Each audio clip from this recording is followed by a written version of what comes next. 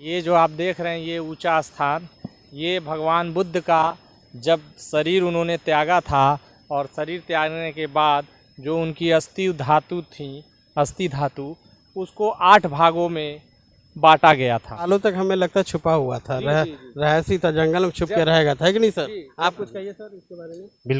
बिल्कुल कुछ समय पूर्व तक अनजानी सी जगह थी। एक बात और है, हम अपने समाज के लोगों से अपील करना चाहेंगे कि हमारे समाज के लोग आएँ और अपनी इस धरोहर को पहचान। नमस्कार दोस्तों, दस्तक एक आवाज़ में आपका स्वागत है। हम लोग रामग्राम जिला महाराजगंज में हैं और ये गौतम बुद्ध का स्तूप है। ये गौतम बुद्ध का 8वां स्तूप है, जहाँ पर हम लोग ऊपर जाएंगे और इसकी डिटेल हम लोग जानेंगे।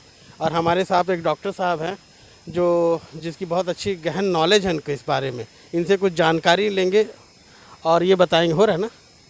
ये बताएं। अभी तो फिलहाल हम लोग अपना जूता उता निकाल दिए हैं क्योंकि ये नहीं क्या बोलते, कोई दिक्कत नहीं, वो काट देंगे।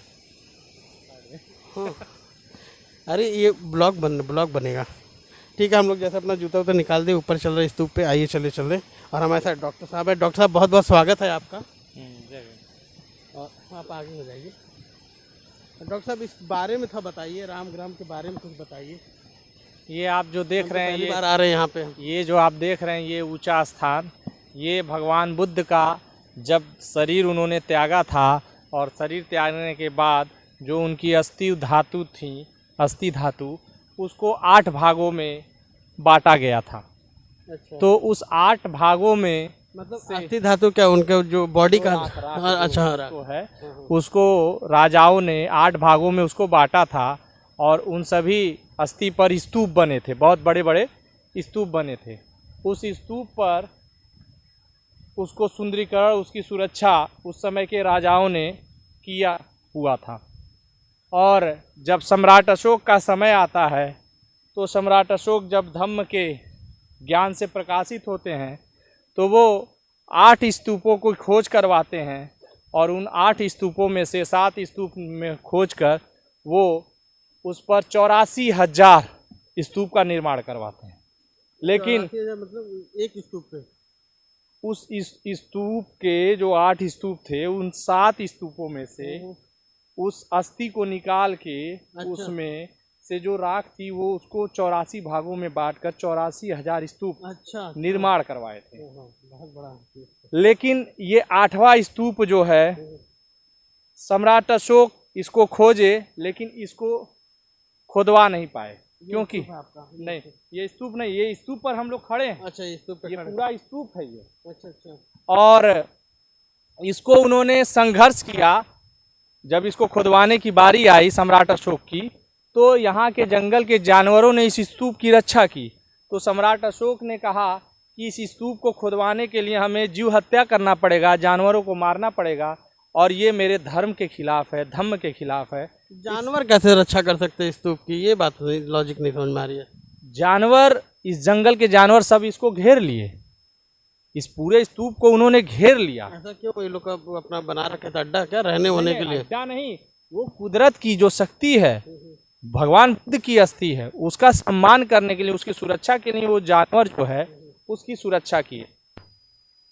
अभिषेक, आपका शूट करिए, वो दिखाया जाएगा। अभी बोलेंगे बस सब दिखाया जाएगा, सब दिखाया जाएगा। अभी करिए। हाँ, हो रहा है।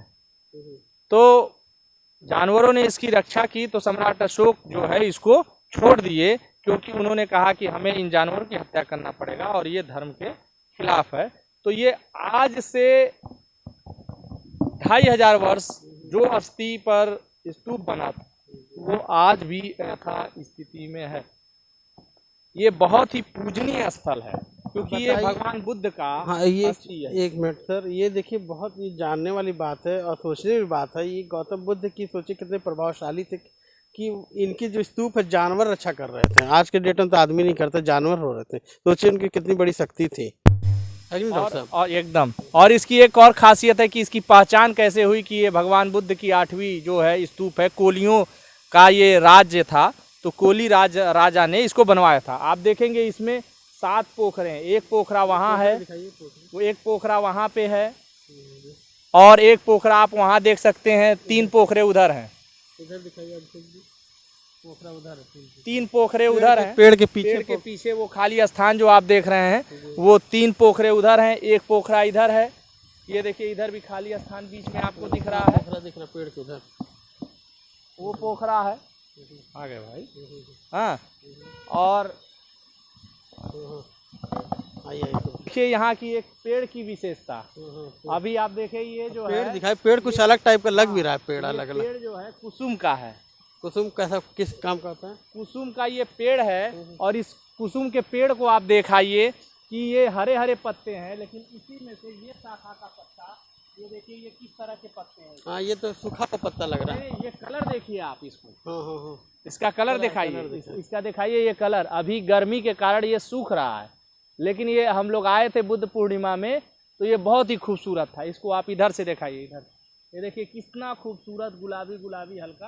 अच्छा, ये कुसुम में 2 तरह के पत्ते निकलते हैं क्या इस पौधे में? नहीं निकलते नहीं है, लेकिन ये कुदरती इस स्तूप की जो तरंगे हैं उसके कारण इसका ये है। हाँ, तो ये बहुत ही खूबसूरत। ये अशोक, सम्राट अशोक का ये लाट है। ये लाट को दिखाइए, ये सम्राट अशोक का लाट है। इसको यहाँ के लोकल लोगों ने इसको जो है मान लिया था कि ये शिव जी का लिंग है। इसकी पूजा करते थे, साधु संत यहाँ पर आते थे और इसका चढ़ावा चढ़ाते थे। इसको शिवलिंग समझ के इसके बहुत दिनों तक इसकी पूजा की गई। लोग अज्ञानता वक्त समझे नहीं, जब जान गए इसको तो बंद हो गई पूजा वूजा। देख रहे हैं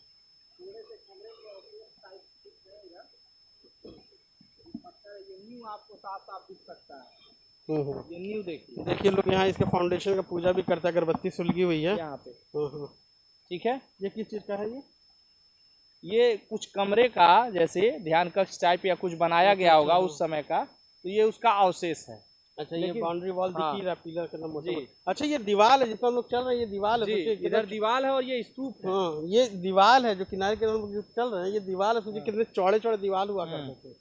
और जो आप अभी 7 पोखरे, जिससे ये पता चलता है कि भगवान बुद्ध का 8वां स्तूप है, वो 1 पोखरा उधर, 1 पोखरा, 3 पोखरे उधर हैं, और 3, 1, 4, 1, 5 इधर 1 है, और 2 उधर है, जिसमें से केवल 1 पोखरे में पानी है, बाकी सभी पोखरे सूख गए हैं। स्थल है, हम सभी को यहाँ पे आना चाहिए।